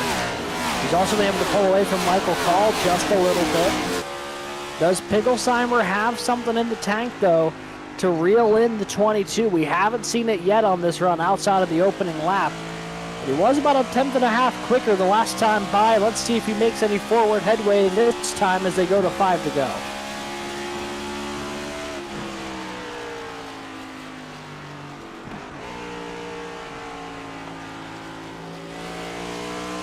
He seems to kind of just be stuck at this 5 to 6 tenths back area, just as the dirty air starts to kick up a little bit from the back of the 22. That seems to be kind of where he's stuck at the moment. And I don't know if the advantage for the 35 is big enough where he's able to really work through that right now. You see Burns taking a peek to the outside of Murphy off of 3 and 4. He's going to try to stick a nose in there. They're backing down the front straightaway, just like we saw with Trevor Keith and Daniel Holloway a second ago. This time, though, this is the other side of that coin when you make that kind of move.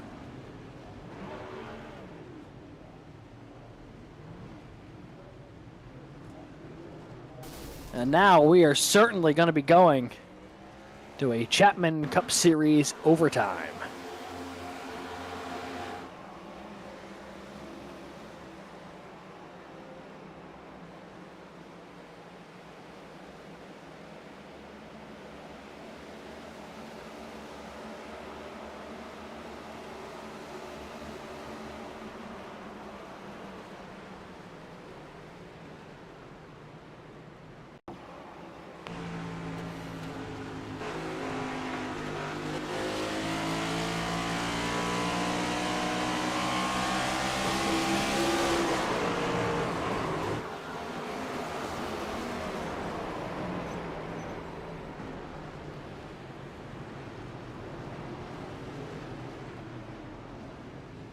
Now, it kills what was going to be a phenomenal day for the 12.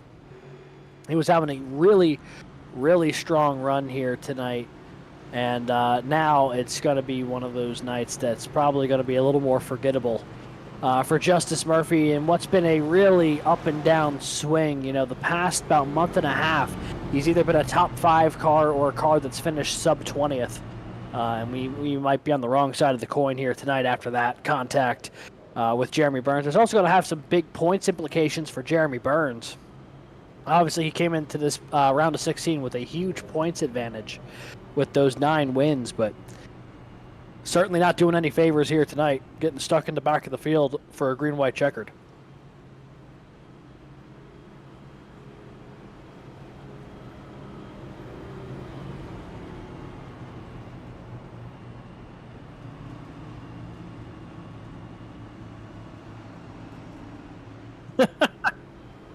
Yeah. So when they go green, I mean, Picklesheimer, he'll be back alongside him here. He'll have a chance if he just gets a strong run. And the other question mark is, you know, we've had a lot of pacing laps, so it shouldn't be an issue. But, you know, is it still the case that the 22 was last down pit road on lap 78?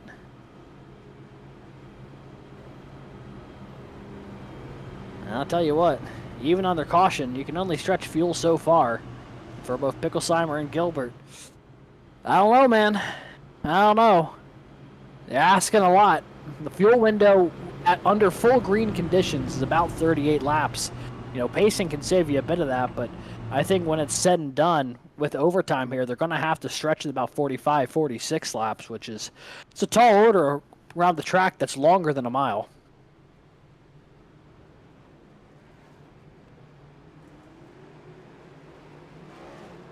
You're asking me to do math again? I'm not asking you to do math. I'm just having the folks at home know that there's a lot of math at play here, and I don't entirely know how it's going to work out. As we are in our first of 2 attempts at a green-white checkered. For those who may not be aware of what that is, basically when they take the flag, it'll be 2 laps to go.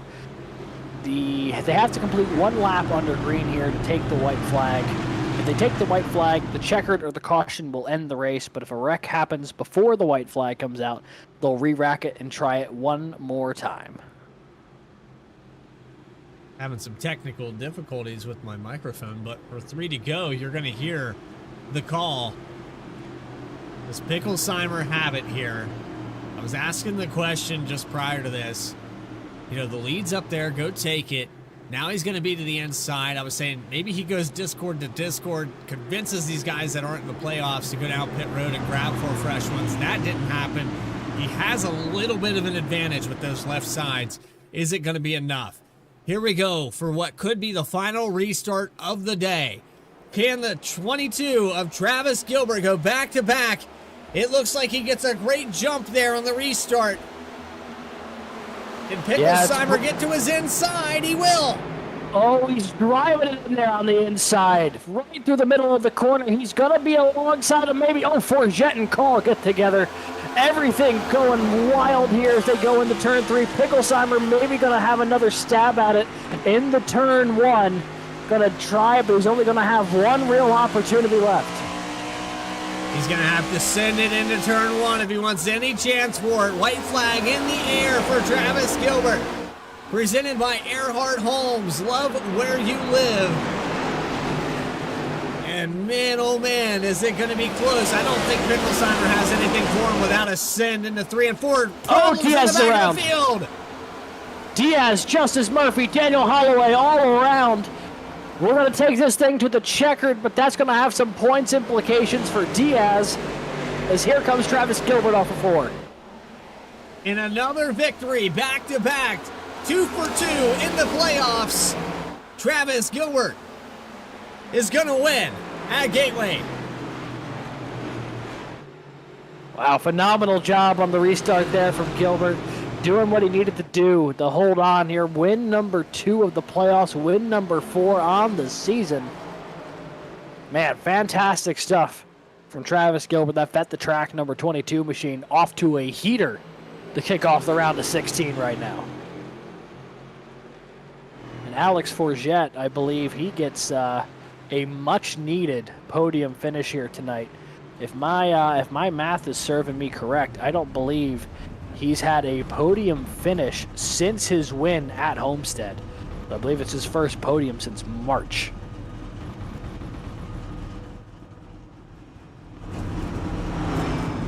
Travis Gilbert is going to burn it down here on the front stretch.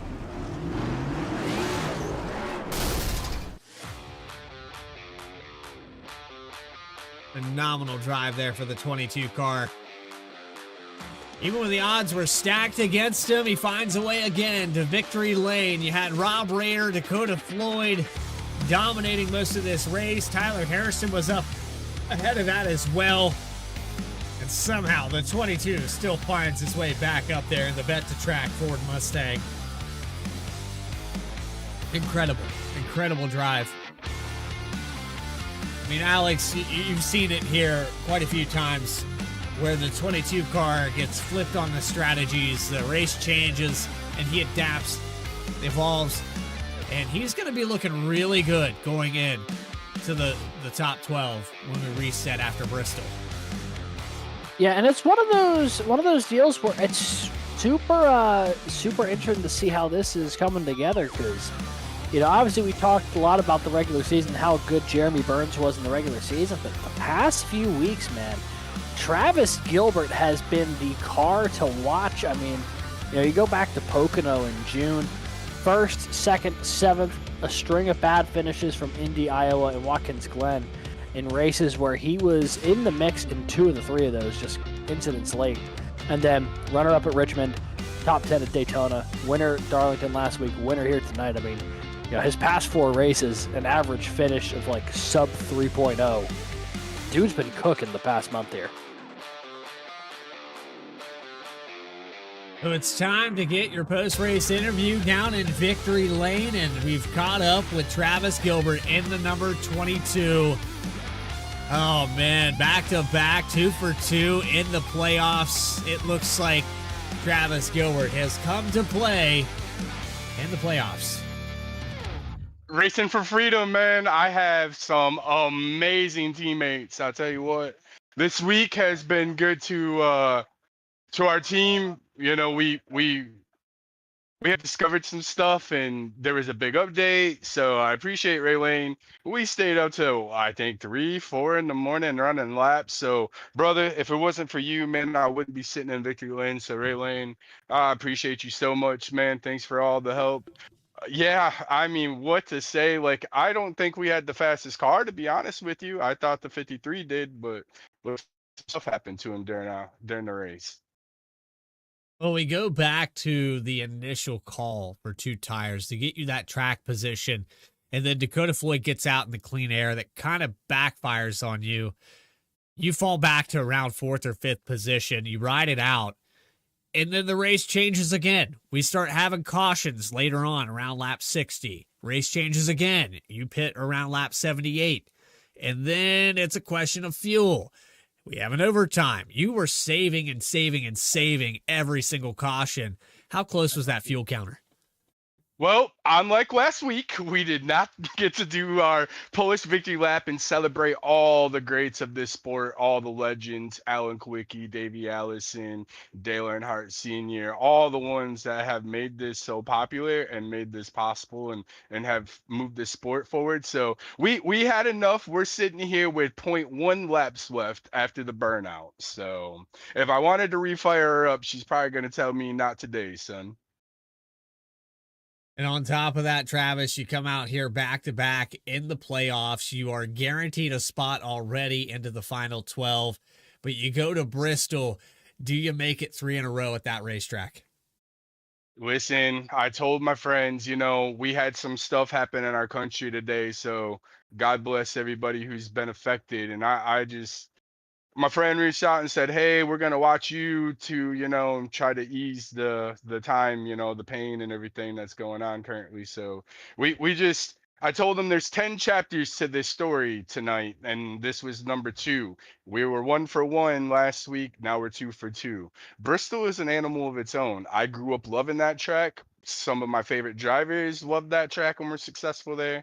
I've been successful there throughout the years. I really feel like it's a disciplined track, and you have to go in there with the mentality, kind of like Darlington. You race the track, not the competition. If somebody catches you and they want to eat their stuff up, go ahead. You can let them go. But this new update, you mentioned taking 2 tires and Dakota Floyd getting out in front of me. I was garbage after that.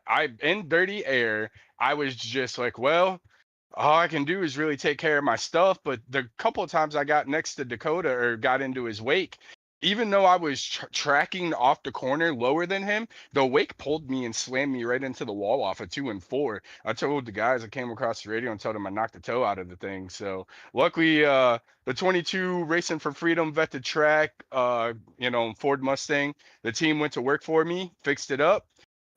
2 tires was okay if you had clean air, but as you look, Dakota Floyd got ran down by Rob Rader and passed by him and Harrison. So don't think 2 tires is going to be the way to go at every track. We'll have to probably, get together and do some more racing and see what we can do. But I am just so happy for this team, and that's win number 5 on the year. We should have had a couple more, but we're inching closer to Jeremy. Who knows? By the end of the year, maybe we can even that count number up. And finally, Travis, going into this, I know a lot of people support you, and you mentioned some of those guys, but go ahead and add to that list of people that put this car into victory lane back to back. Bradley, this week has been a blessing. Tay McDonald and Ray Lane, they've been adopted over into the Precision Speed Shop racing camp, and they're over there doing great things. And hopefully, this is a stepping stone where people can see that you can come to racing for freedom. We can help you become a better driver and elevate you. And maybe if your goal is to go to Road to the Pro or something like that, I got like Hayden James is my 0 Point car owner on Monday. He's young, he's learning. We have Kyle Diaz, who's young in the stable. We got John Fike. As we mentioned, Ray Lane, Tay McDonald. Them dudes are just super fast. If you want to know why this 22 is so fast, it's because of Ray Lane, Tay McDonald, the whole Racing for Freedom group. Terry Hudgens, Devin Hudgens. Tell Devin we love him and miss him. Can't wait to get him back on the team. Be Rich, we miss you. We'll free you back next week at Bristol. Look forward to helping you. Go check out vet2track.org. This is why I raced my butt off with the battle and PTSD 1 lap at a time, is to bring these guys recognition for everything that they do for our country. And it can't go unnoticed. Go help them out, go buy some merch, go rep them.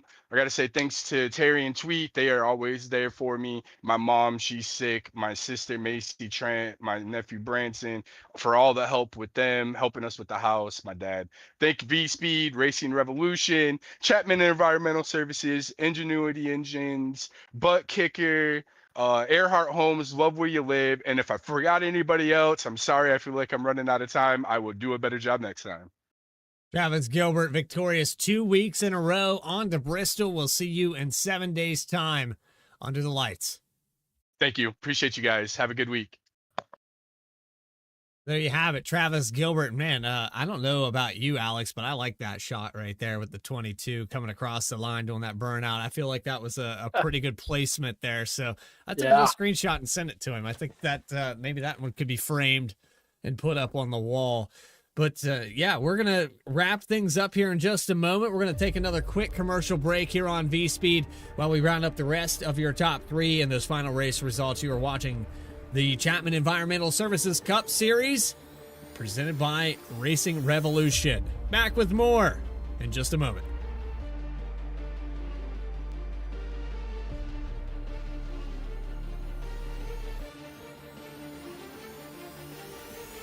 Chapman's been around for 32, almost 33 years. It's a great company. We've built it from 10 people not all that long ago to 32 people today. We continue to grow. We're hiring people all the time. If there's one thing that I could do, like before my time is up at Chapman, it is making sure that we built a company that will stand the test of time. And my goal as the current owner of the company, or one of the owners of the company, is to ensure that we can pass the ownership of the organization on to the next generation of people coming up the ranks today.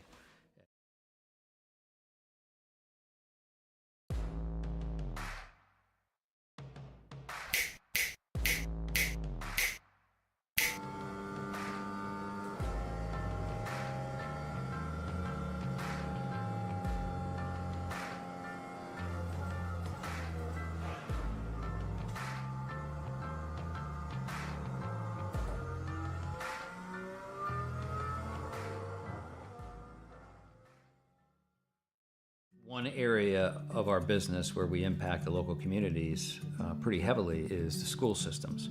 So we work for school systems all over the northern part of the state of New Jersey. We operate their water systems, their wastewater systems. We do a lot of their permitting and compliance work, and we ensure that the water that the kids drink is clean. We go out and do the sampling to ensure that it's not contaminated. And we also treat the wastewater that's being generated at a lot of these facilities as well before it gets discharged to the environment. So we are supporting the local community through supporting the boards of education and the local school systems.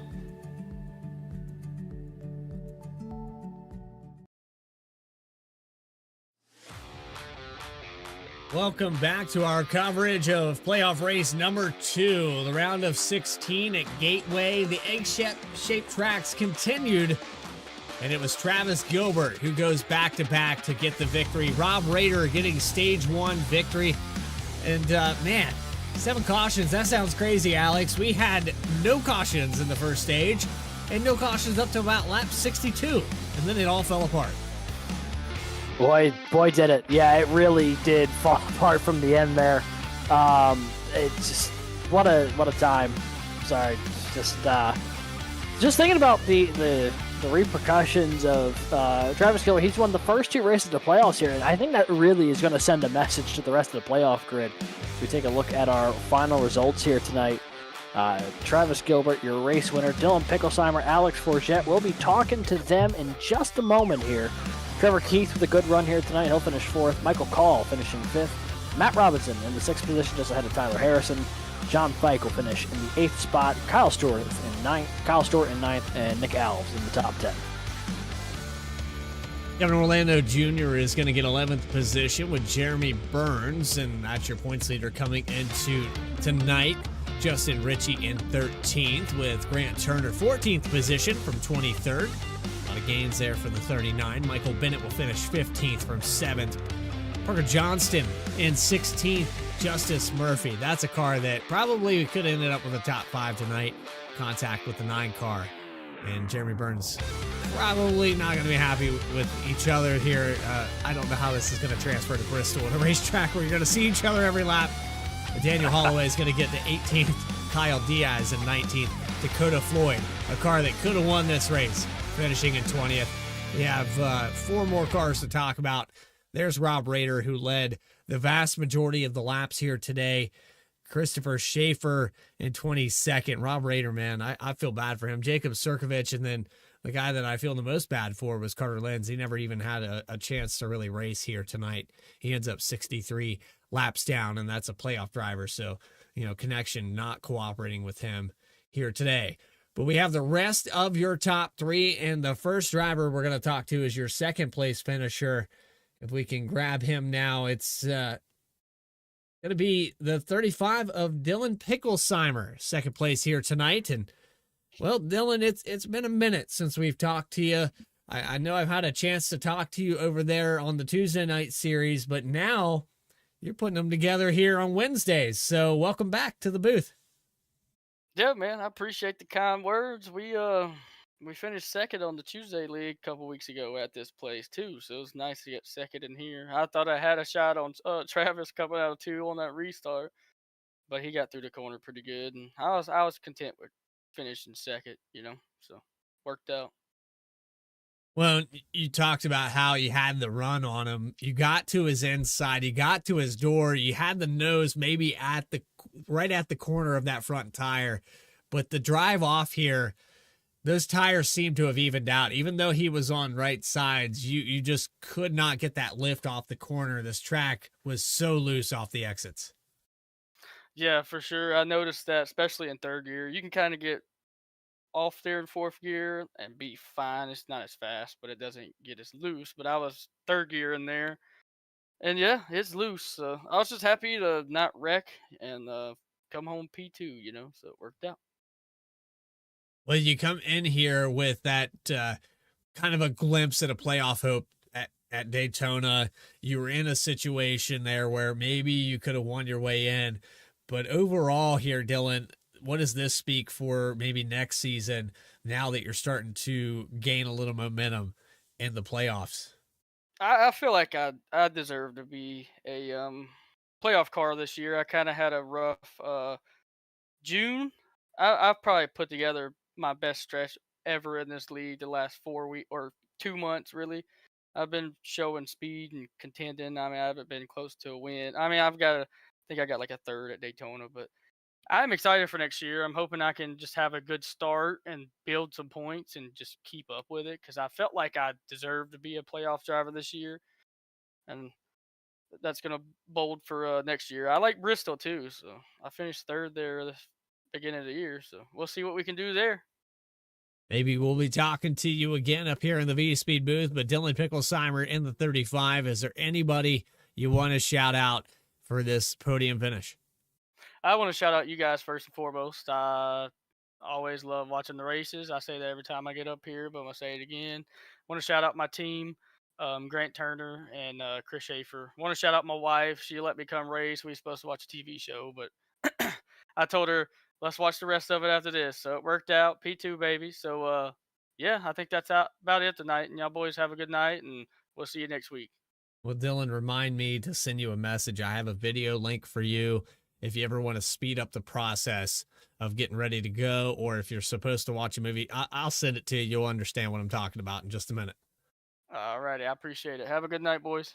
Dylan Picklesheimer, second place here at Gateway, looking to go to Bristol for the last race of the round of 16. And I know for Picklesheimer, it's kind of bittersweet. You start getting good finishes. You had a rough June, but then the playoffs start and you still have to win to get in.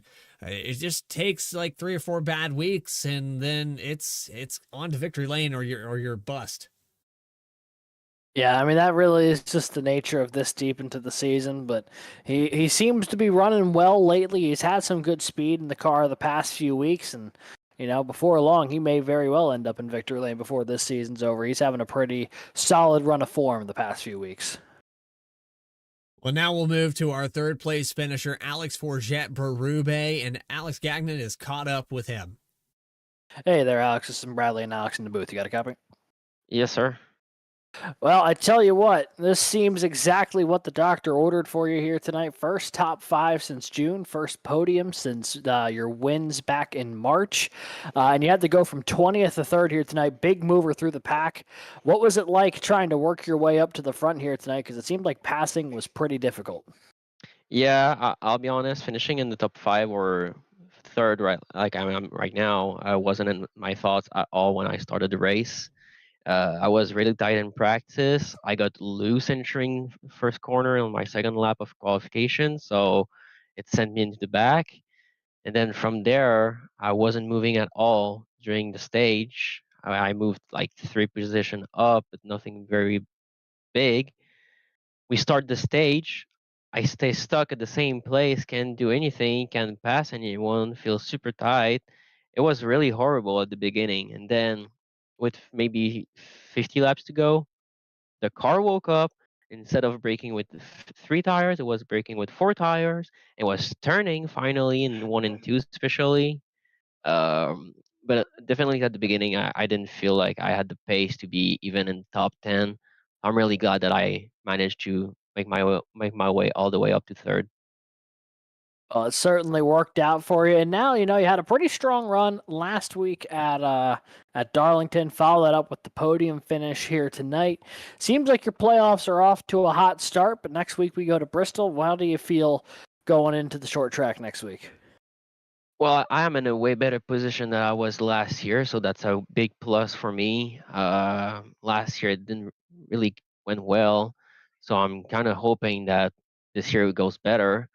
But like I said, I'm in a better position points wise, so I'm gonna be able to take it a bit easier. Maybe avoid the wrecks, see them happening before they happen right next to me, and yeah, I'm feeling good. I'm feeling way better than last year, that's for sure, and it's giving me hopes of passing to the next round. Alrighty, well, we're excited to see you go to work there as well after a couple of really strong runs here to kick off the round of 16. Alex, while you're up in the booth, anyone you'd like to shout out on the podium finish tonight? I have to thank my teammates, Nicholas and Mr. Bennett, who kept me in the race. They both kept me in the race all night long. Like I said, I was really struggling, and if it wasn't for them, I probably would have made a bad move somewhere and killed the car. I also want to thank Chapman Environmental Services, V-Speed, Maxi, UDC, and my beautiful girlfriend, Jessica.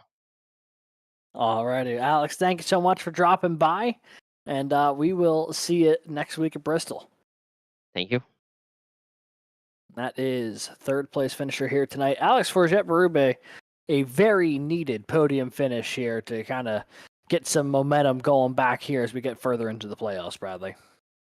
That's the momentum. That's what it's all based upon. And, the racing here is going to get even better as we have another week of playoff for 16 drivers. Playoff hopes diminishing for maybe some of them, but it's a win and you're in situation for the top 12 in just a week's time. We're going to move on to the world's fastest half-mile oval. Bristol Motor Speedway, is coming up next week. The last great Coliseum out in Tennessee. If you haven't heard of it, it's the concrete half mile that chews up tires and chews up drivers, and it set those tempers all the way up to the max. If you had any grudges after this race, it might be time to settle the score. It's going to be a lot of two wide action through the corners. Hope you're as excited as I am to get this thing underway. That's going to be September 17th at 8:30 p.m. Eastern Time. Playoff race number 3, where we finally bring these drivers down to the final 12. Hope you enjoyed tonight's action here on V-Speed. If you did, go ahead and hit that subscribe button. You'll never miss a single race. And I guess what I really wanted to say before any of that, before plugging any of that, Travis Gilbert touched upon it, but thoughts and prayers go out to the family of Charlie Kirk and everything that happened here today in this nation's history. We will look upon this day back in the history books and mourning for them. But for everybody at V-Speed, our condolences to the Kirk family. Stay tracking, everybody.